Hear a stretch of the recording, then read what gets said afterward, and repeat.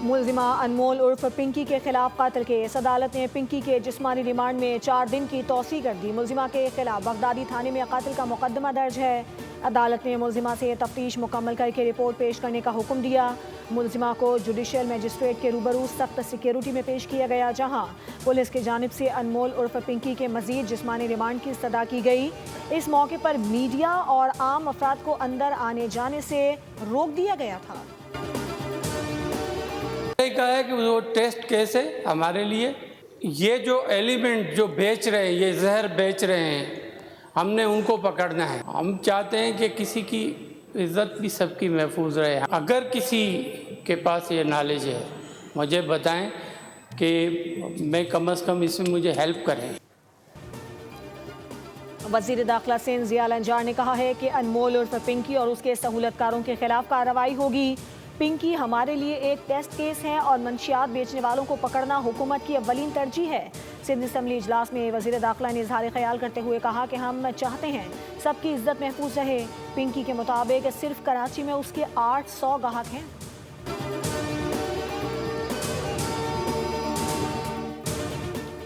بہتر کارکردگی والی وزارتوں کو ترجیحی بنیادوں پر بجٹ فراہم کیا جائے گا۔ عوامی نتائج یقینی بنانے والے منصوبوں میں سرمایہ کاری ہوگی۔ وزیر اعظم شہباز شریف کی زیر صدارت ترقیاتی بجٹ اور آئندہ مالی سال کے PSDP منصوبوں پر جائزہ اجلاس۔ وزیر اعظم نے کہا کہ پانی کے ذخائر اور پن بجلی کے منصوبے اولین ترجیحات میں شامل ہیں۔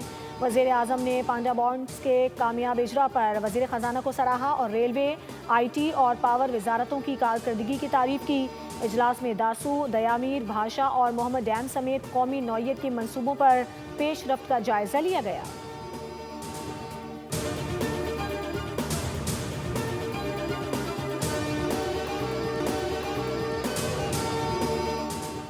وزیر اعلیٰ پنجاب مریم نواز کا آذربائیجان کا سرکاری دورہ۔ باکو میں انٹرنیشنل ورلڈ اربن فورم آمد۔ آذربائیجان کے صدر الہام علیوف نے مریم نواز کا استقبال کیا۔ آذربائیجان کے صدر الہام علیوف کا وزیر اعلیٰ پنجاب کے ساتھ ہے group photo. Maryam Nawaz Baku Olympic stadium میں ورلڈ لیڈر سمٹ سے خطاب کریں گی۔ عالمی فورم پر پنجاب حکومت کے فلیگ شپ ہاؤسنگ پروگرام اپنی چھت اپنا گھر کو پیش کریں گی۔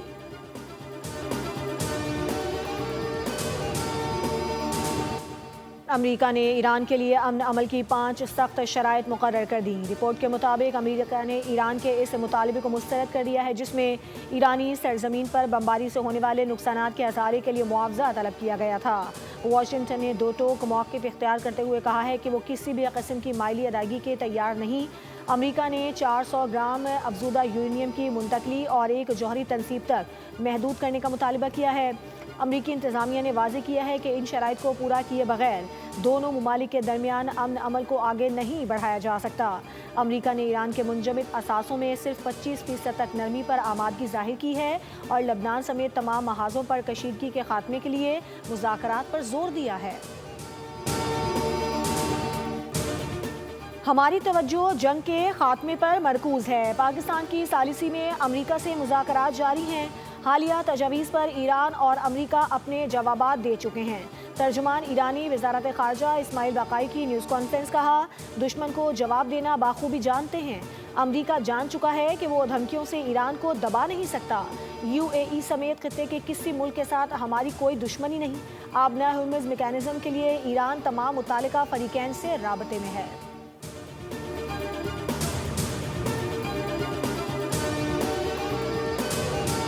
ایران امریکہ کے ساتھ معاہدہ کرنے کے لیے بہت بے تاب ہے۔ ایران کے ہاتھ سے وقت نکلتا جا رہا ہے۔ ایران کو فوری طور پر حرکت میں آنا ہوگا، ورنہ ان کے لیے کچھ باقی نہیں رہے گا۔ امریکی صدر ڈونلڈ ٹرمپ کی ایران کو پھر دھمکی، کہا ایران کے لیے اچھا ہے وہ جلدی کوئی قدم اٹھا لے، ایسا نہ ہوا تو ایران کے لیے کچھ باقی نہیں رہے گا۔ وقت بہت اہم ہے۔ امریکی صدر ٹرمپ نے ٹروتھ سوشل پر نام لیے بغیر ایران کے لیے دھمکی آمیز پیغام بھی جاری کیا، جس کے کیپشن میں طوفان سے پہلے کی خاموشی لکھا۔ تصویر میں صدر ٹرمپ کو امریکی فوجی افسر کے ہمراہ بحری جہاز میں سوار دکھایا گیا۔ پس منظر میں ایرانی پرچم والی ایک فوجی کشتی بھی دکھائی گئی۔ پروجیکٹ فریڈم پاکستان کی درخواست پر روکا گیا۔ پاکستانیوں نے کہا کہ اگر آپ لوگ پروجیکٹ فریڈم روک دیں تو ہمارے خیال میں ہم کسی معاہدے تک پہنچ سکتے ہیں۔ امریکی وزیر خارجہ مارکو روبیو کا کہنا تھا کہ ہم نے سفارتکاری کو موقع دینے کے لیے پروجیکٹ فریڈم روکنے پر اتفاق کیا۔ صدر ٹرمپ سفارتکاری کو ترجیح دیتے ہیں۔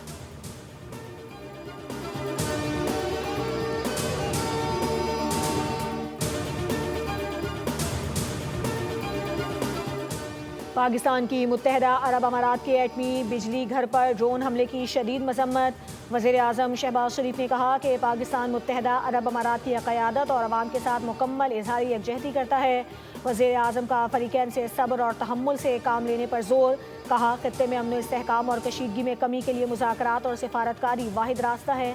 ترجمان دفتر خارجہ کا کہنا ہے کہ جوہری تنصیبات کو دانستہ نشانہ بنانا عالمی امن اور ماحولیات کے لیے تباہ کن ثابت ہو سکتا ہے۔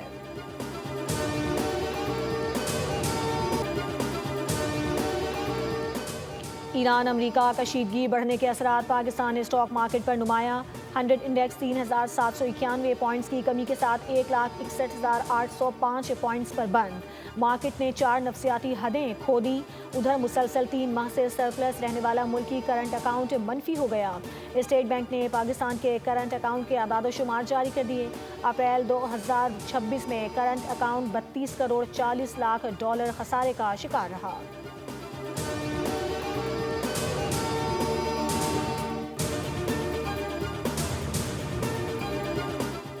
وزیر خزانہ محمد اورنگزیب کی عالمی بینک کے وفد سے ملاقات۔ معاشی اصلاحات، ادارہ جاتی تبدیلیوں اور FBR میں ٹیکنالوجی اور ڈیجیٹل اصلاحات پر تبادلہ خیال کیا گیا۔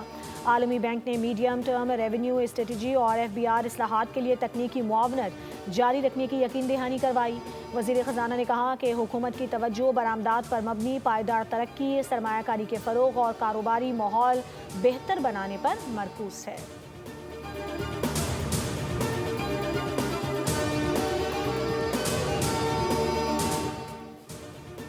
امیر جماعت اسلامی پاکستان حافظ نعیم الرحمان نے وفاقی آئینی عدالت میں پیٹرولیم لیوی کے خلاف درخواست دائر کر دی۔ اسلام آباد میں میڈیا سے گفتگو کرتے ہوئے کہا کہ حکومت ہزاروں ارب روپے لیوی کے نام پر وصول کر چکی ہے، جبکہ اس کا پیٹرولیم قیمتوں سے کوئی تعلق نہیں۔ حافظ نعیم نے کہا کہ 117 روپے فی لیٹر لیوی عوام پر ظلم ہے۔ صرف موٹر سائیکل والے روزانہ اربوں روپے ٹیکس ادا کرتے ہیں۔ حافظ نعیم نے اعلان کیا کہ 22 مئی کو ملک گیر احتجاج اور عید کے بعد ہڑتالوں کے ذریعے سڑکیں جام کریں گے۔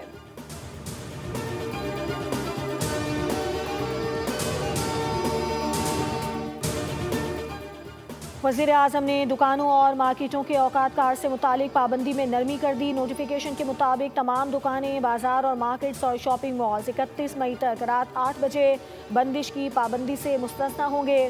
اسلام آباد میں دکانیں اور بازار پورا ہفتہ وقت کی پابندی کے بغیر کھلے رہیں گے، جبکہ پنجاب حکومت پہلے ہی عید الاضحیٰ کے باعث 1 جون تک ریلیف دے چکی ہے۔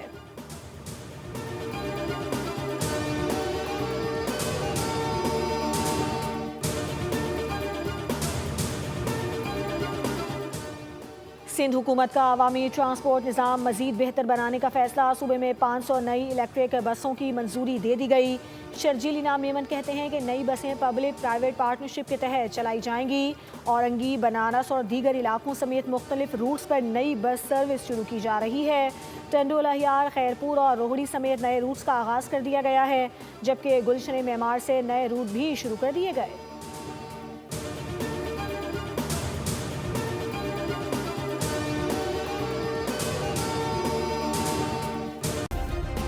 سبسکرائب کریں اور بیل دبائیں تاکہ کوئی خبر رہ نہ جائے۔